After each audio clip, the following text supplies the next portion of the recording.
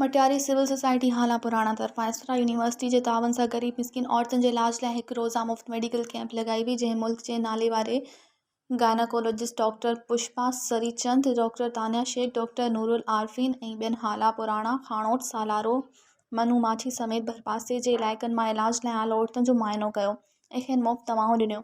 Medical camp ते civil society पारां इलाज लाइ ईंदड़ औरतुनि जी सहूलियत लाइ कुर्सियुनि, थधे पाणी जो बंदोबस्त कयो वियो हो। उन मौक़े ते सिविल सोसाइटी जे चेयरमैन सैयद गुलफाम शाह काज़मी, प्रोफेसर डॉक्टर न्याज़ मेमण, अब्दुल करीम मेमण, इनायतुल्ला मेमण ऐं ॿियनि चयो त ग़रीब मिस्किन ऐं बेपहुच माण्हुनि जी ख़िदमत करण खां वधीक ॿी का बि इबादत न आहे। सिविल सोसाइटी गुज़िरियल केतिरनि ई सालनि खां हाला पुराणा ऐं भरपासे जे रहवासियुनि जी बिना कंहिं फ़र्क़ ऐं रंग नस्ल जे ख़िदमत करे रही आहे। मज़ीद ख़बरनि ऐं तफ़सीलात लाइ विज़िट कयो असांजी वेबसाइट www.awamiNewsHD.com ऐं ॾिसंदा रहो अवामी न्यूज़ HD।